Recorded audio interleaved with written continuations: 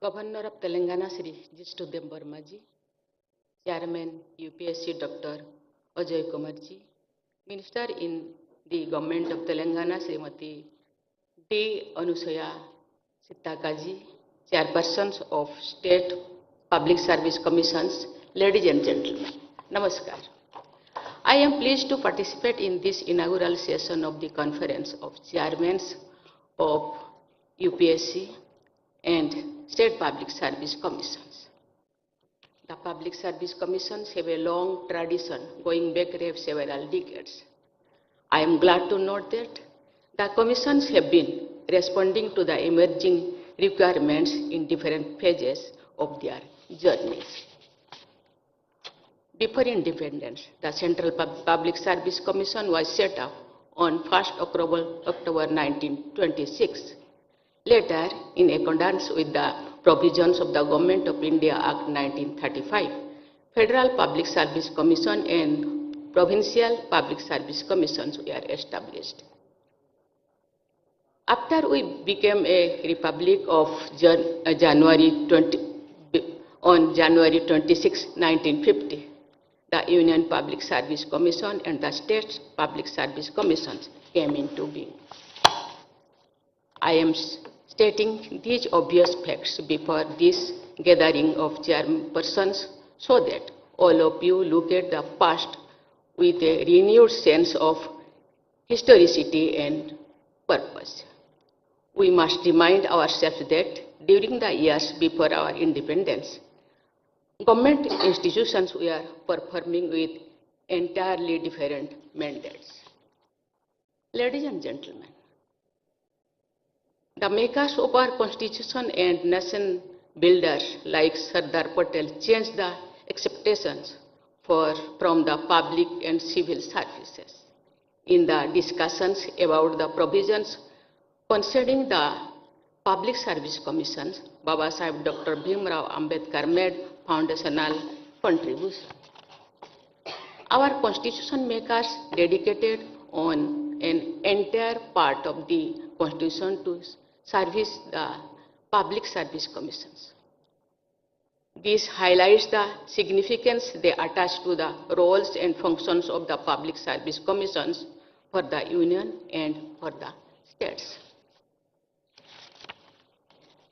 Our constitutional ideals of social, economic, and political justice and equality of status and of opportunity are most pertinent to the functioning of the public service commissions.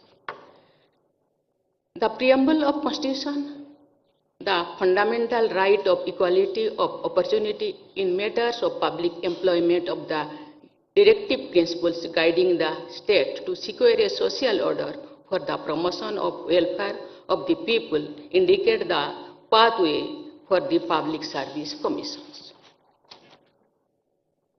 The public service commissions should not only be guided by the ideals of equality of opportunity, but should also try to achieve the goal of equality of outcomes.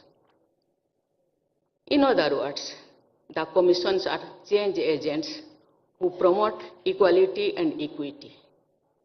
I acknowledge their contribution in guiding this change. The vision of our nation builders has been substantially translated into reality by the efforts of the civil servants selected by the UPSC and State Public Service Commissions. I express my appreciation for all the chairpersons and teams of UPSC and State Public Service Commissions, past and present, for their accomplishments. Indian emergence as an important economic and political power has been made possible by the major contribution of the civil servants selected and groomed by the public service commissions in the country.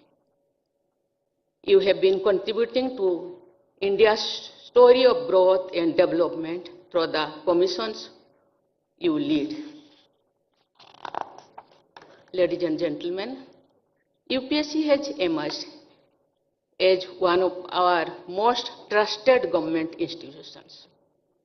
its credibility for an impartial selection system and contributing to the creation of highly professional teams engaged in civil and public service is widely acknowledged.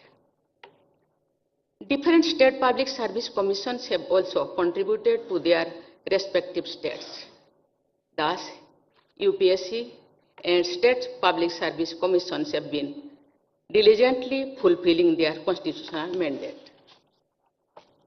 Impartiality, continuity, and stability are imparted to the process of governance by what is called the permanent executive, or the body of public servants selected by the public service commissions.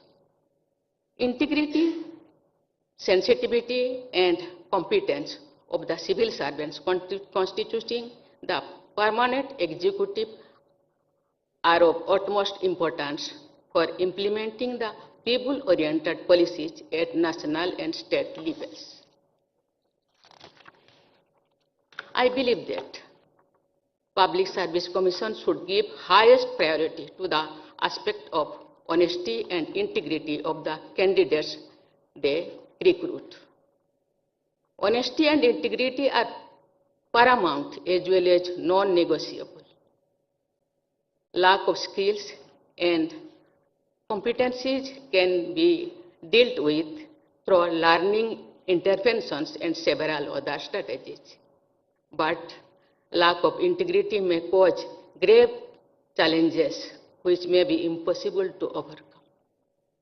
Public Service Commissions need to look for instruments and tools which help understand ethical orientation of candidates. In order of importance, the trait of sensitivity closely follows the life value of integrity. Young people seeking employment as civil servants should have the inclination to work for the marginalized and the vulnerable. Our civil servants should be particularly sensitive to the needs and aspirations of women. Gender sensitization should be given high priority by Public Service Commissions.